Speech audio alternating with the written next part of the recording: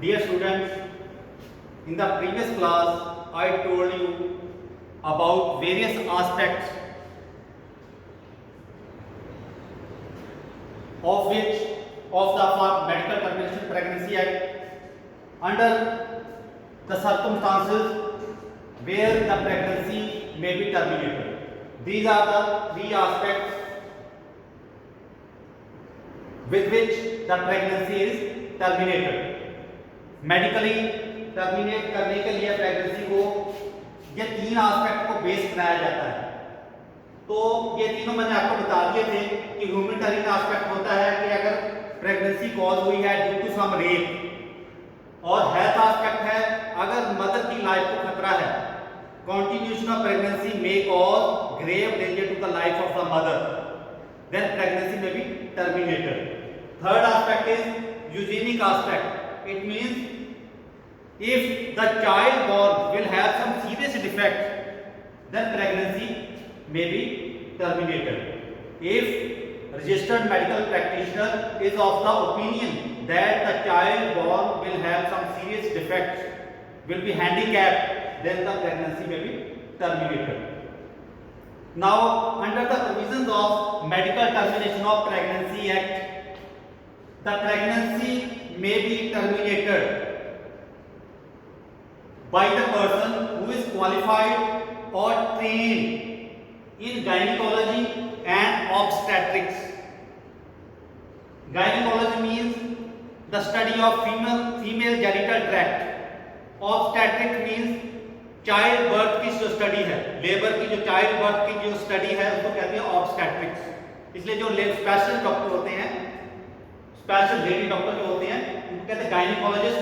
Gynaecology and obstetrics, इसमें जो है डिग्री डिप्लोमा वगैरह किया होता है उन्होंने, गायनिकोलॉजी एंड ऑब्स्टेट्रिक्स. तो इन केसेस में प्रेगनेंसी को टर्मिनेट किया जा सकता है by the person who is qualified and experienced in gynaecology and obstetrics. अब कौन कौन सी कंडीशंस हैं जिसके जरिए जो है प्रेगनेंसी को टर्मिनेट किया जा सकता है. पहली तो है if the pregnancy is less than 12 weeks, means pregnancy does not exceed 12 weeks, 12 हफ्ते से ज्यादा की नहीं है pregnancy, then registered medical practitioner is of the opinion that the pregnancy may cause grave danger to the life of mother, or if the pregnancy is caused due to failure of contraceptive device, or child born will have serious defect. इनको base बना के कोई registered medical practitioner is of the opinion कि इनमें से कोई भी कारण है तो प्रेगनेंसी में भी terminated. Secondly, pregnancy is terminated with the written consent of the concerned mother if she has attained the age of 18 years. अगर मदर की एज 18 years से ज्यादा है तो her written consent is necessary. If she is less than 18 years or is lunatic, then the consent of her guardian is essential. अगर 18 years से कम as है mother की या ल्यूनेटिक है, मेंटली ठीक नहीं है, तो उसका जो गार्डियन है उसका रिटन कंसेंट जरूरी है. ठीक, ये तो है पहली कंडीशन. तो सेकेंडली, जो सेकेंड पॉइंट है medical termination of pregnancy act की जो प्रोविजंस है उसका है अगर जो है pregnancy is more than 12 weeks, if the pregnancy is of more than 12 weeks, तो अगर इनमें से कोई भी रीजन है, then at least two registered medical practitioners are of the opinion that pregnancy, जो termination of pregnancy है, it is essential to save the life of the mother, or child born will have some serious defect, then the pregnancy may be terminated if at least two registered medical practitioners are of the opinion that termination of pregnancy is essential. In the third case, pregnancy of any duration, चाहे जो 8 महीने की होगी या pregnancy of any duration may be terminated if immediate immediate termination of pregnancy is necessary to save the life of the mother.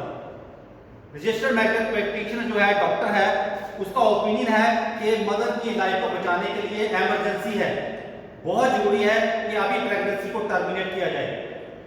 फिर जो है दो मेडिकल प्रैक्टिशनर की जरूरत नहीं है, इमीडिएट जो है उसकी लाइफ को बचाने के लिए प्रेगनेंसी को टर्मिनेट करना बहुत जरूरी है, तो प्रेगनेंसी को टर्मिनेट किया जा सकता है। तो ये जो प्रेगनेंसी को टर्मिनेट करने के लिए जो जगह वगैरह है, तो एक तो गवर्नमेंट हॉस्पिटल है, सिविल हॉस्पिटल या फिर private hospital, nursing homes specially approved for this purpose. तो अनलेस जब तक वहां पे जो है हाइजीनिक कंडीशन वगैरह जो प्रिवेल नहीं करती, तब तक जो हॉस्पिटल्स हैं या नर्सिंग होम है उनको जो है रिकॉग्नाइज नहीं किया जाता फॉर दिस पर्पस, और उनको बकायदा सारा जो डिटेल है मेडिकल जो टर्मिनेशन की जाती है प्रेगनेंसी, उनकी detail with serial number, name of the mother, address, वो सारा जो है सीक्रेट फॉर्म में जो है एक रजिस्टर लगाना पड़ता है, and that should be handed over to the chief medical officer of the district. Civil hospital के जैसे सिविल सर्जन है, चीफ मेडिकल ऑफिसर है, उनको जो है ये सबमिट करना पड़ता है विद सीरियल नंबर। तो जो मेडिकल टर्मिनेशन ऑफ प्रेगनेंसी है, तो ये जिस जगह पे की जाती है वहां पे जो उस हॉस्पिटल का जो लाइसेंस है वो क्लियरली जो है डिस्प्ले होना चाहिए वहां पे कि ये जगह जो है ये अप्रूव्ड है फॉर दिस पर्पस। तो उसके बगैर जो है प्रेगनेंसी को टर्मिनेट करने वाली जो है कोई भी जो है इंस्टीट्यूशन, कोई एस्टैब्लिशमेंट है, वो अलाउड नहीं है कि प्रेगनेंसी को टर्मिनेट कर सके। तो ये जो एक्ट है ये बहुत ही इंपॉर्टेंट है, medical termination of pregnancy act. तो इसमें जो है आप जो है मिनिमम जो है इसमें थोड़ी सी इंप्रूवमेंट भी बाद में इसमें हुई है कि इसमें medical termination of pregnancy act में कि जो प्री नेटल डायग्नोस्टिक जो नर्सिंग होम है, तो वो जो है उसका सेक्स बता देते हैं, ये मेल होगा या फीमेल होगा, तो इसको थोड़ा सा और इसमें इसको स्ट्रिक्ट कर दिया गया है कि ताकि कोई भी नर्सिंग होम, कोई डॉक्टर वगैरह जो है ये ना बता सके कि ये नर्सिंग होम में जो है जहाँ पे सेक्स डिटर्मिनेशन वगैरह होती है, तो उसका पूरा बकायदा जो है जो स्कैनिंग सेंटर वगैरह जो होते हैं, तो वहाँ पे पूरा हिसाब किताब जो है पूरा हमको रखना पड़ता है इसके बारे में। ठीक है, ओके। नेक्स्ट क्लास में जो है आपको रिगार्डिंग जो फार्मास्यूटिकल में जो एक्ट के अंदर वेरियस डेफिनेशन है अंडर द लॉ, वो हम जो है डिस्कस करेंगे।